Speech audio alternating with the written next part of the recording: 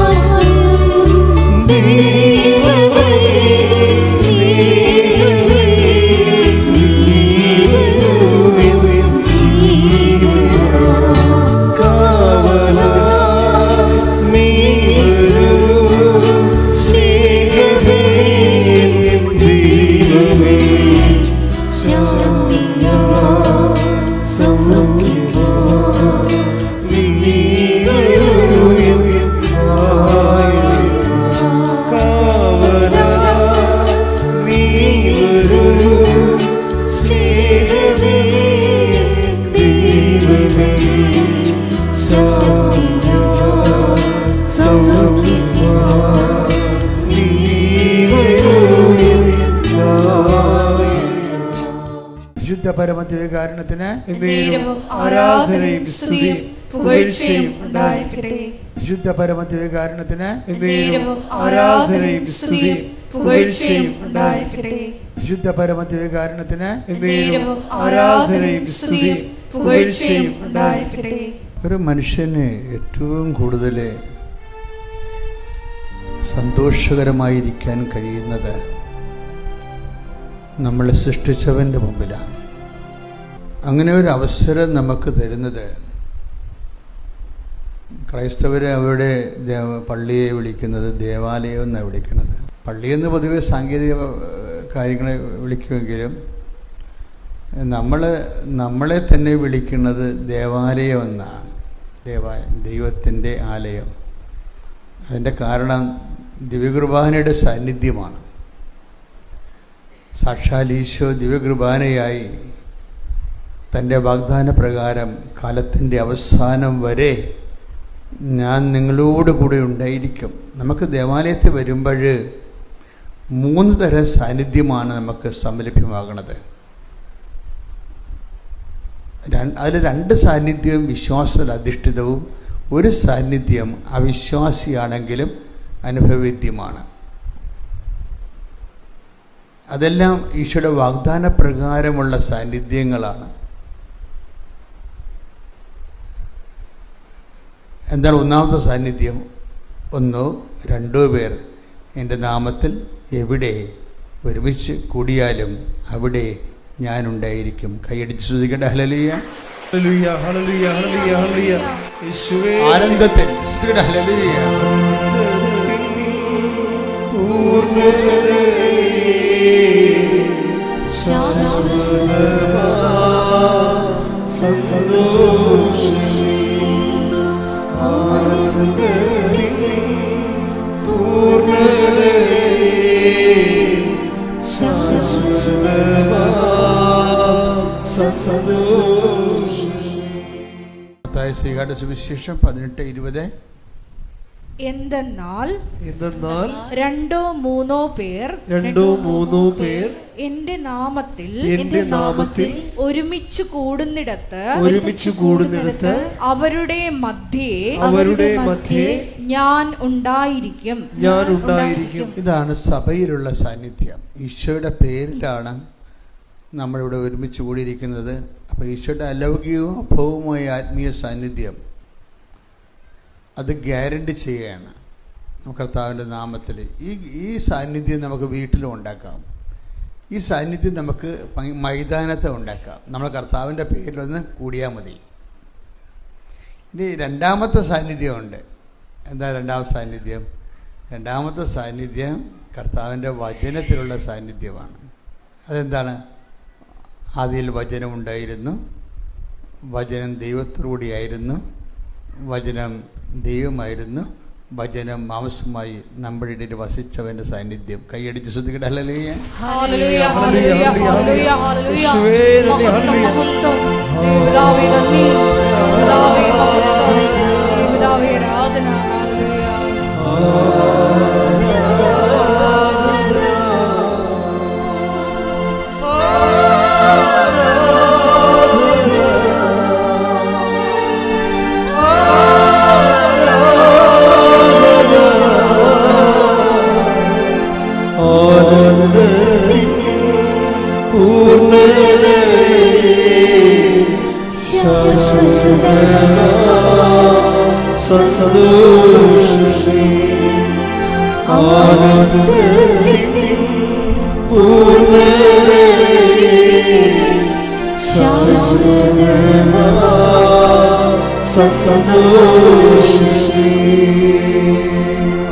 യോഹന്നാൻ്റെ 1 സുവിശേഷം 1 അധ്യായം 2-ാമത്തെ വാക്യം, വചനം ദൈവമായിരുന്നുവെന്ന്.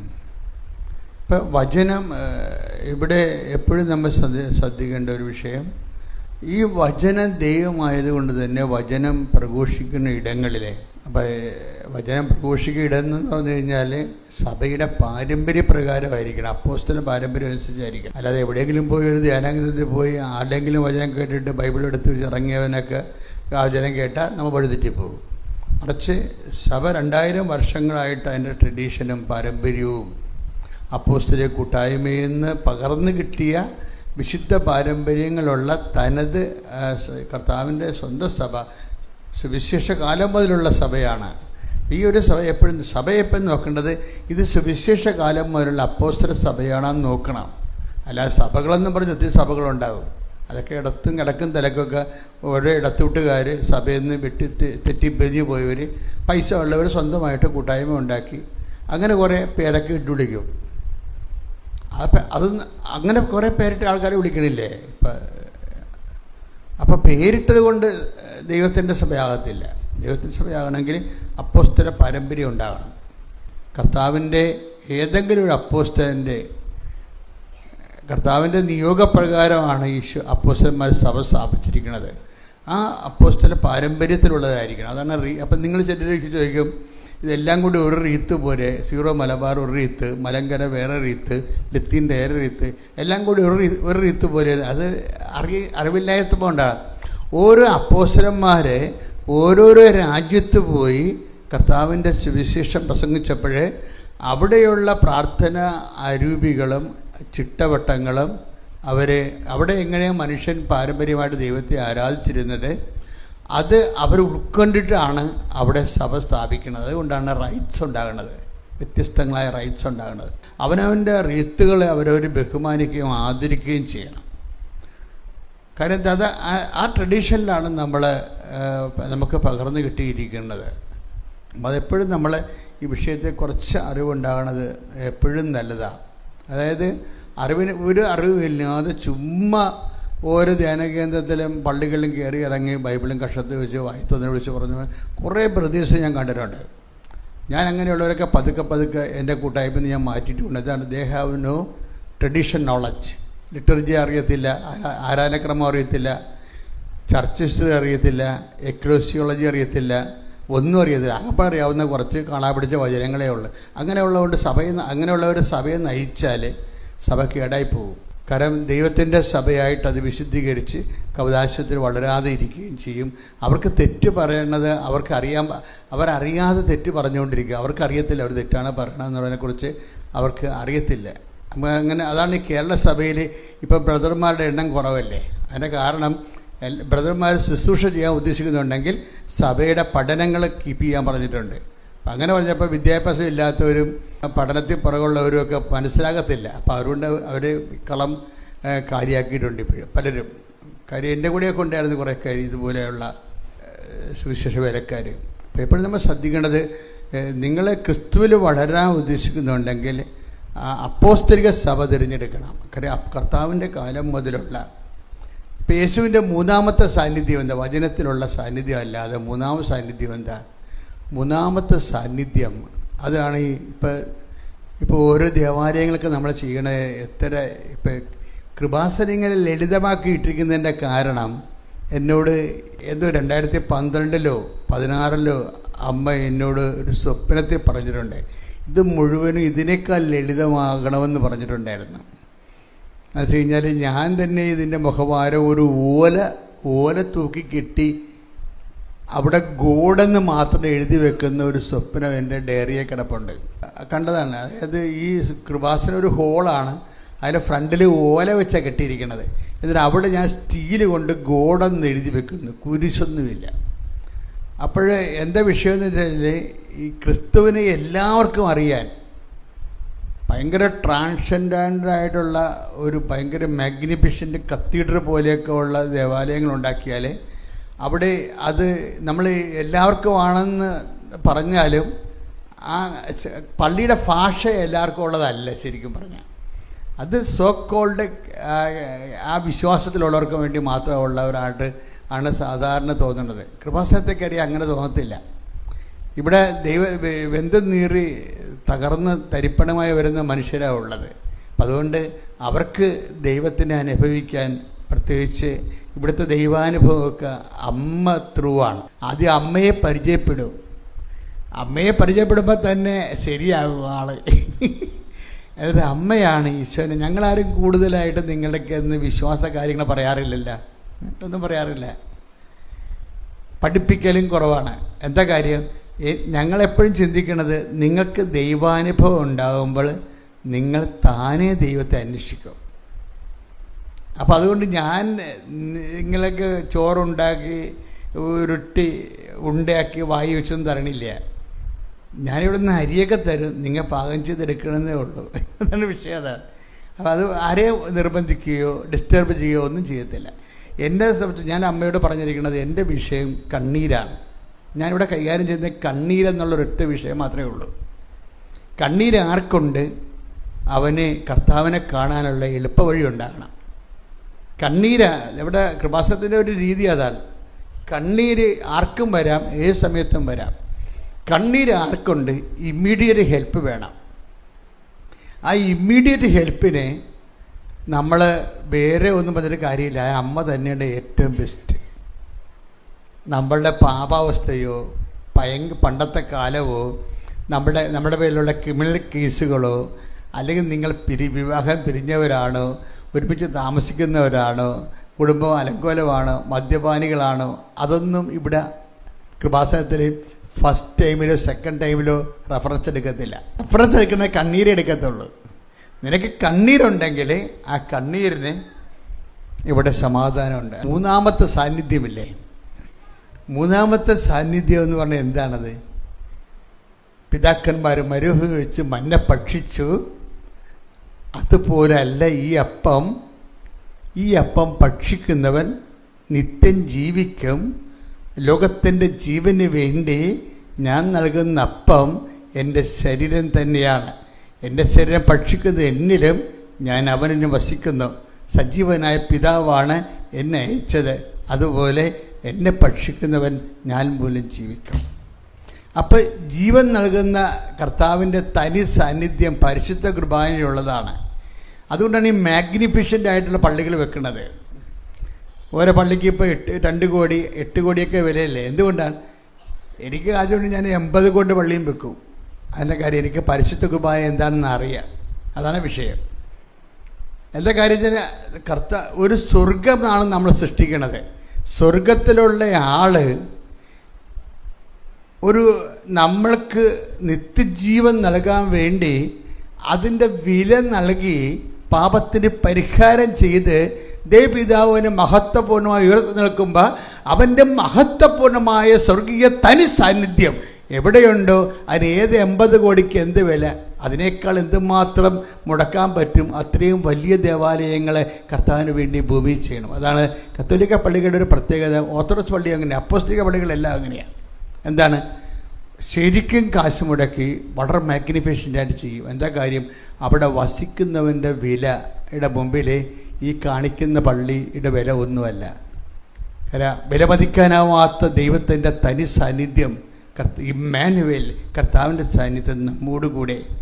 ആ സാന്നിധ്യത്തിലേക്കാണ് നമ്മൾ വിളിക്കപ്പെടുകയും ആരാധനയുടെ ഉറവയും അതുപോലെ തന്നെ നമ്മുടെ ജീവിതത്തിൻ്റെ അവലംബവും വരണത്. കൈയടിച്ച് ശ്രുതികട ഹല്ലേലൂയ. ഹല്ലേലൂയ ഹല്ലേലൂയ ഹല്ലേലൂയ ഹല്ലേലൂയ. മഹത്വം മഹത്വം യേശുവേ നന്ദി.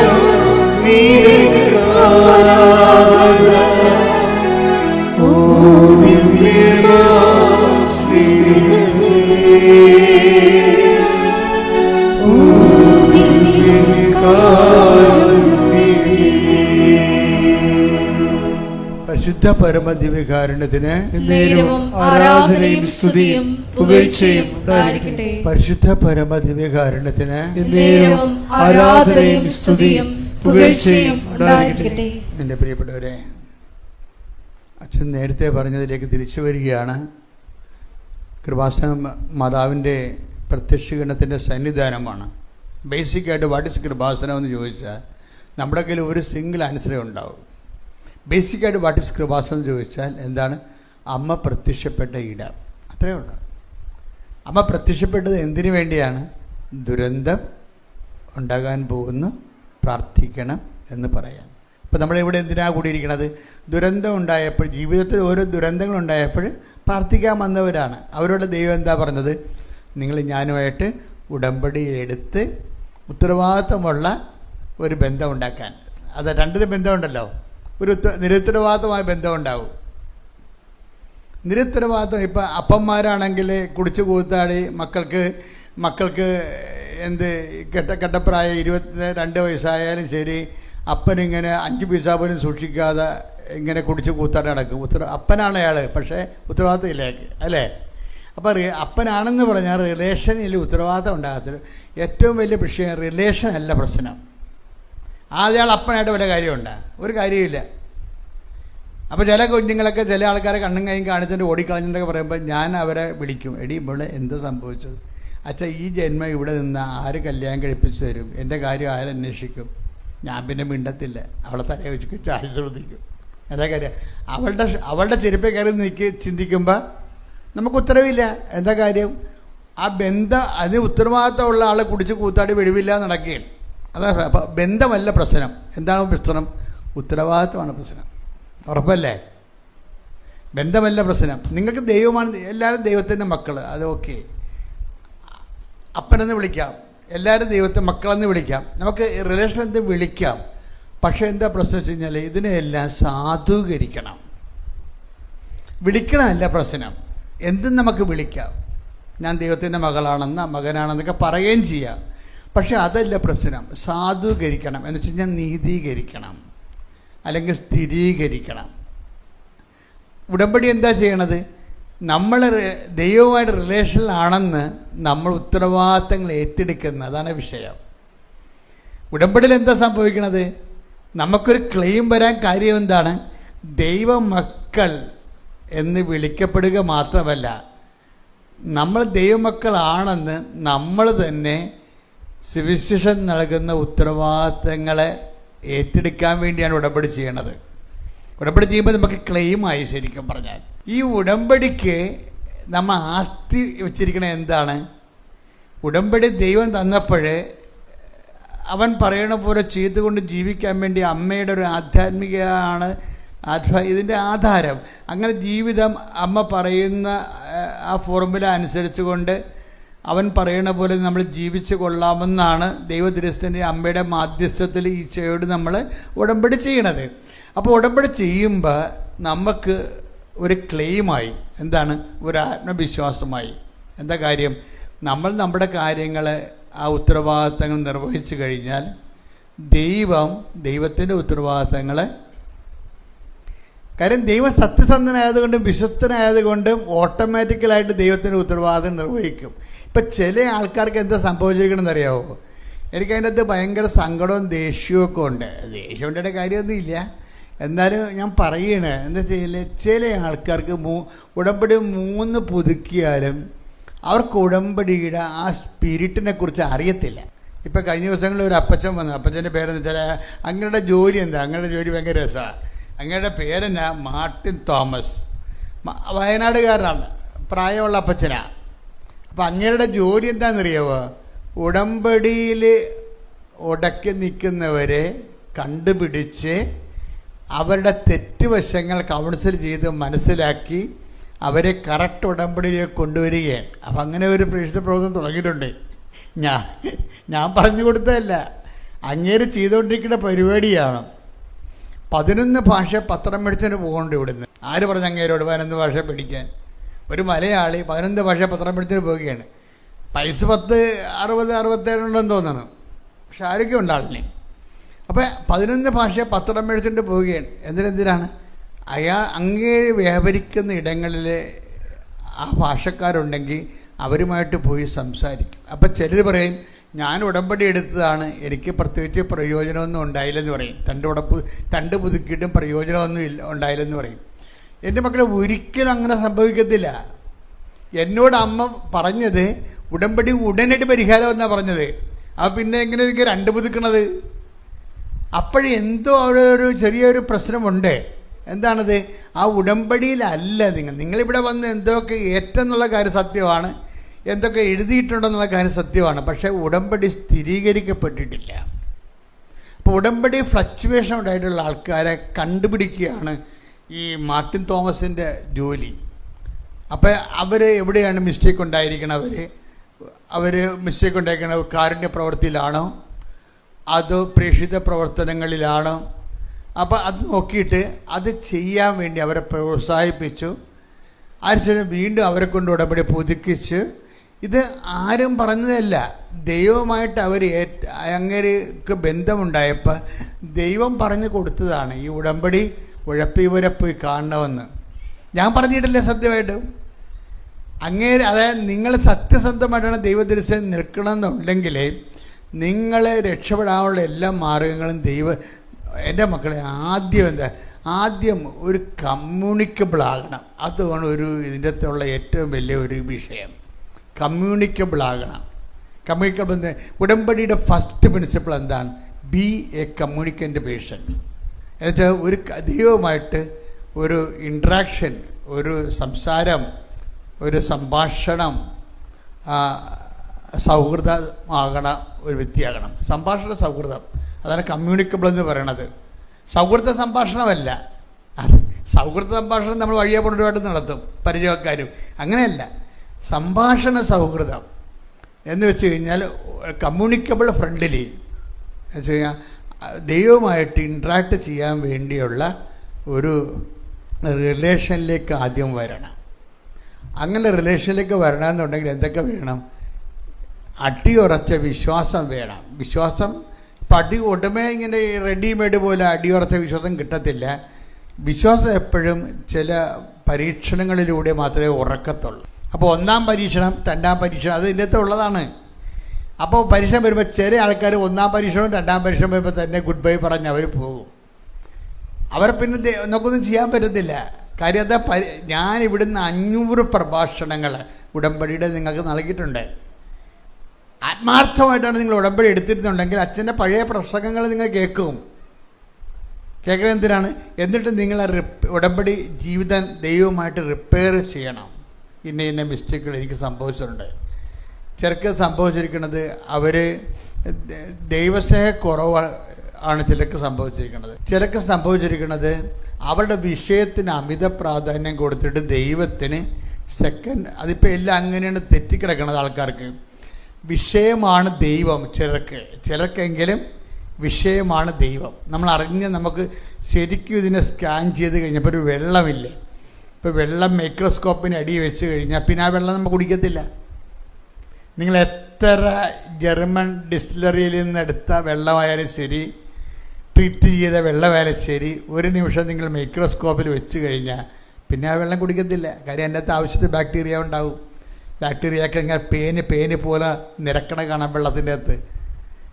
നമ്മളിപ്പോൾ കുടിക്കണ മൈക്രോസ്കോപ്പ് ഇല്ലാത്തതുകൊണ്ടല്ലേ വെള്ളം കുടിക്കണത്. അപ്പോൾ അതുപോലെ ഇതൊന്ന് മൈക്രോസ്കോപ്പിക്കാക്കി നോക്കണം, എവിടെയാണ് ഈ ഉടമ്പടി പെശകിയിരിക്കുന്നത്. അപ്പോഴ് വരണത് പലർക്കും വിഷയമാണ് ദൈവമില്ല. അവിടെ ദൈവം എന്താണ്? വിഷയമാണ്. ഇപ്പോൾ വിഷയത്തിന് ദൈവത്തെക്കാൾ പ്രാധാന്യമാണ് വന്നു തരണത്. എങ്ങനെയെങ്കിലും വസ്തു വിറ്റാൽ മതി, അപ്പോൾ അത് ദൈവമായി മാറും. ദൈവം എന്ന് പറഞ്ഞാൽ എന്താണ്? അതായത് വിഗ്രഹ ആരാധന എന്ന് പറയുമ്പോഴും അതുപോലെ എൻ്റെ ബേസ് എന്താണ്? ദൈവത്തെക്കാൾ പ്രാധാന്യം എന്തിന് വന്നാലും അത് ഓട്ടോമാറ്റിക്കായിട്ട് വിഗ്രഹാരാധനയാവും. ദൈവത്തെക്കാൾ പ്രാധാന്യം എന്തിന് വന്നാലും, ഇപ്പം നിങ്ങളുടെ നിങ്ങൾക്ക് നിരാശയില്ല ഒത്തിരി പേർക്ക്. എന്താ കാരണം? അത് വിഗ്രഹ ആരാധകരുടെ നിരാശയാണ്. നിങ്ങൾക്ക് നിരാശ ഉണ്ടെങ്കിൽ ആ നിരാശ എന്ന് പറയണത് വിഗ്രഹാരാധകരുടെ നിരാശയാണ്. അപ്പോൾ എന്താ വിഗ്രഹാരാധകരുടെ നിരാശ എന്ന് പറഞ്ഞാൽ എന്താണ്? ഏതോ വിഷയത്തെ നിങ്ങൾ വിഗ്രഹമായി കണ്ടു. ഇപ്പം ന്യൂസിലൻഡിൽ പോകണം, ന്യൂസിലൻഡിൽ പോകണമെന്ന് ആരാണ്ട് ഏതാണ്ട് ഈ പെണ്ണുങ്ങളുടെ പ്രശ്നത്തിൽ ഭയങ്കര പ്രശ്നമാണ്. ആണുങ്ങളെ പോലെ അല്ല. ആരെങ്കിലും തലയ്ക്ക് ഇങ്ങനെ ആപ്പടിച്ച് കയറ്റിയാൽ പിന്നെ ആപ്പും കൊണ്ട് നടന്നുള്ളൂ. ഞാൻ അങ്ങനെ കുറേ പേരെ കണ്ടിട്ടുണ്ട്. എത്ര വിദ്യാഭ്യാസം ഉണ്ടായിട്ട് ഒരു കാര്യമില്ല. ആരെങ്കിലും തലക്കൊരു ആപ്പടിച്ച് കയറ്റിയാൽ മതി, ആ അപ്പും ചോന്നുകൊണ്ട് നടന്നുണ്ട്. അത് ഈ സ്വിറ്റ്സർലൻഡാണെന്ന് പറഞ്ഞാൽ ഈ സ്വിറ്റ്സർലൻഡ്. പിന്നെ അതേക്കാൾ ബെസ്റ്റായിരിക്കും ചിലപ്പോൾ കാനഡ. ആ സ്വിറ്റ്സർലൻഡിൽ ആപ്പ് ഓടിച്ച് നടന്നുള്ളൂ. ഇപ്പം എന്താ സംഭവം? ഈ ആപ്പ് കുറേ സമയത്ത് കഴിയുമ്പോൾ ഇത് വിഗ്രഹമായിട്ട് ഡെവലപ്പ് ചെയ്യും. സ്വിറ്റ്സർലൻഡിൽ പോകാൻ പറ്റിയില്ലെങ്കിൽ നിങ്ങൾക്ക് നിരാശ ഉണ്ടാകും. ആര് തന്ന നിരാശയാണ്? വിഗ്രഹാരാധകരുടെ നിരാശയാണത്. അത് വിഗ്രഹാരാധ നിരാശയാണ് എപ്പോഴും. അതുകൊണ്ടാണ് ഈശോ അങ്ങയുടെ നാമം പൂജിതമാകണമെന്ന് പഠിപ്പിച്ചതിൻ്റെ കാര്യം. ഈ നിരാശ ആൾക്കാർ ഉണ്ടാക്കുന്നത് മുഴുവനും സ്വർഗസ്ഥനായ പിതാവ് നല്ല മെഡിസിനാണ്. എന്താ വെച്ചാൽ സ്വർഗസ്ഥനായ പിതാവിൽ ആ കണ്ടൻ്റ് ഉണ്ട്. പക്ഷേ എന്താ വിഷയം വെച്ചാൽ സ്വർഗസ്ഥനായ പിതാവ് എല്ലാവരും ചങ്ക് കൊണ്ട് ആരും ചെല്ലത്തില്ലല്ല, എല്ലാം ചുണ്ടുകൊണ്ടല്ല ചെല്ലണത്. അത് കാരണം ഇത് മരുന്ന് ഏക്കത്തില്ല. അതായത് അകത്ത് കഴിക്കാനുള്ള മരുന്ന് തൊലിപ്പുറത്ത് പെരട്ടുകയാണ് സ്വർഗസ്ഥനായ പിതാവിന് സംഭവിച്ചിരിക്കുന്ന വിഷയം. അതാണ് മരുന്ന് അകത്ത് കഴിക്കാനുള്ളതാണ്, പക്ഷേ കുഴമ്പ് പെരട്ടണ പോലെ പുറത്ത് പെരട്ടും. അതാണ് ഈ സ്വർഗസ്ഥനായ പിതാവിന് സംഭവിച്ചിരിക്കുന്നത്. എന്ന് വെച്ച് കഴിഞ്ഞാൽ സ്വർഗസ്ഥനായ പിതാവിൻ്റെ നാം പൂജാൻ രാജ്യം സ്വർഗത്തിൽ എന്ത് സംഭവം? സ്വർഗസ്ഥനായ പിതാവാണ് ആ പക്ഷെ ചെല്ലിയതേ, അത് ചുണ്ടുകൊണ്ടാണ് ചെല്ലിയത്. പട്ടിക പറഞ്ഞ സ്വർഗസ്ഥനായ പിതാവിൻ്റെ നാം പൂജാൻ രാജ്യം സ്വർഗത്തിലെ പല ഭൂമിയിലെ ഒറ്റ ശ്വാസത്തിൽ തീർന്ന പരിപാടി. അത് അകത്ത് കഴിക്കാനുള്ള സാധനം കുഴമ്പ് പോലെ പെരട്ട്. അത് കാരണം ഇത്രയും നാൾ ചെല്ലിയ സ്വർഗസ്ഥനായ പിതാവ് വേസ്റ്റാണ് ശരിക്കും. എന്താ കാര്യം? അത് അർത്ഥമില്ല. എൻ്റെ എന്താ ഒന്നാമത്തെ വാക്കെന്താ? സ്വർഗസ്ഥനായ ഞങ്ങളുടെ പിതാവേ അങ്ങയുടെ നാമം പൂജിതമാകണമേ. അപ്പം തന്നെ ഇന്ത്യൻസ് എഴുതുമ്പോൾ തന്നെ സ്വർഗസ്ഥനായ പിതാവാണ് ഞാൻ നിങ്ങളെ കൊണ്ട് ചെല്ലിക്കുന്നത് അല്ലേ? എന്താണ് ഇന്ത്യൻസ് എഴുതുമ്പോൾ ചില പ്രേമവിവാഹക്കാർ വരും. അവരുടെ ഒന്നാമത്തെ ഇൻറ്റൻഷനും ആ ചെറുക്കനെ തന്നെ കല്യാണം കഴിക്കണം. രണ്ടാമത്തെ ഇൻറ്റൻഷൻ എന്താണ്? അതും അവൻ്റെ പേരെഴുതും, അവനെ തന്നെ കല്യാണം കഴിക്കണം. മൂന്നാമത്തെ ഇൻറ്റൻഷൻ എന്താണ്? അതും അവനെ തന്നെ കല്യാണം കഴിക്കണം. നിങ്ങളുടെ ഇൻറ്റൻഷനാണ് നിങ്ങളുടെ ദൈവം. നിങ്ങളുടെ ഇൻറ്റൻഷൻ നിങ്ങൾ സ്വർഗസ്ഥനായ പിതാവ് ചെല്ലരുത്. ഇനി ഈ ജന്മത്തിൽ ചെല്ലരുത്. ചെല്ലാൻ നിങ്ങൾ അർഹരല്ല. എന്താ കാര്യം? സ്വർഗസ്ഥനായ പിതാവിൻ്റെ ആദ്യം തന്നെ കിടക്കണത് എന്താണ്? അങ്ങയുടെ നാമം പൂജിതമാകണമേ, അങ്ങയുടെ രാജ്യം വരണമേ, അങ്ങയുടെ തിരുമനസ്സ്.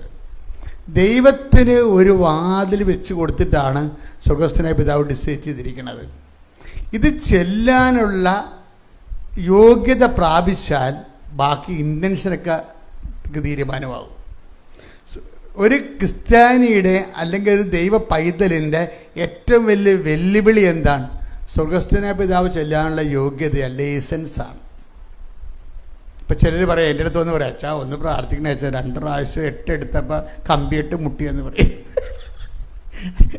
ശരിയാണേ, അവർക്ക് 10-45 വയസ്സുണ്ട്. അവർ 8 എടുത്തപ്പോഴേ കമ്പിയിട്ട് മുട്ടിയെന്ന് പറയണത്. അപ്പോൾ എന്നിട്ട് പറയണത്, ദൈവമേ ഇന്നൊരു കാലമാട മീജയം വെച്ചിരിക്കേണ്ട കണ്ടപ്പോൾ തന്നെ പേടിച്ചു പോയി. ആരാ? വെഹിക്കിൾ ഇൻസ്പെക്ടറിനെ കണ്ടപ്പോൾ തന്നെ ഇവരുടെ സന്ധിബന്ധങ്ങൾ തളർന്ന്. എന്താ കാര്യം? ഇനി അത് കമ്പ്യൂട്ടർ മുട്ടണമെന്ന് വിചാരിച്ചു. അപ്പോൾ പിന്നെ 8 എടുക്കുമ്പോൾ 2 കമ്പ്യൂട്ടർ മുട്ടും. പല ആൾക്കാർ ഇന്ന് വരെ സ്വർഗസ്ഥനായ പിതാവിൻ്റെ 8 എടുത്തിട്ടില്ല, കമ്പ്യൂട്ടർ മുട്ടിയിരിക്കുകയാണ്. വയസ്സ് 65ആയി, ഇന്ന് വരെ സ്വർഗസ്ഥനായ പിതാവ് കമ്പ്യൂട്ടർ മുട്ടാതെ ഒരു 8 എടുത്തിട്ടില്ല. അതാണ് അവസ്ഥ. എന്താ കാര്യം? ഇതിൻ്റെ ലൈസൻസ് സ്വർഗസ്ഥനായ ഒരു ദൈവ പൈതലിൻ്റെ ഏറ്റവും വലിയ അടിസ്ഥാന യോഗ്യത എന്താണ്? സ്വർഗസ്ഥനായ പിതാവ് ചെല്ലാനുള്ള ലൈസൻസ് വാങ്ങിക്കുകയാണ്. ഇന്ന് വരെ 60 വയസ്സായാലും ഇതിൻ്റെ ലൈസൻസ് കിട്ടാൻ പാടാണ്. ദൈവത്തിന് തോന്നണം നിങ്ങളെ ദൈവഹിതത്തിനാണ് പ്രാധാന്യം കൊടുക്കണമെന്ന്. അതാണ് വിഷയം. ഒന്ന് പ്രാർത്ഥിച്ച മക്കളെ. കർത്താവായ ദൈവമേ, സ്വർഗസ്ഥനായ പിതാവേ എന്നുള്ള പ്രാർത്ഥന ദൈവമഹത്വത്തിനായി മക്കളെ സ്വയം സമർപ്പിക്കുന്ന പരിശുദ്ധാത്മാ സ്നേഹത്തിന്റെ പ്രാർത്ഥന വെളിവോടെ പ്രാർത്ഥിക്കുവാൻ എനിക്ക് അഭിഷേകം നൽകണം.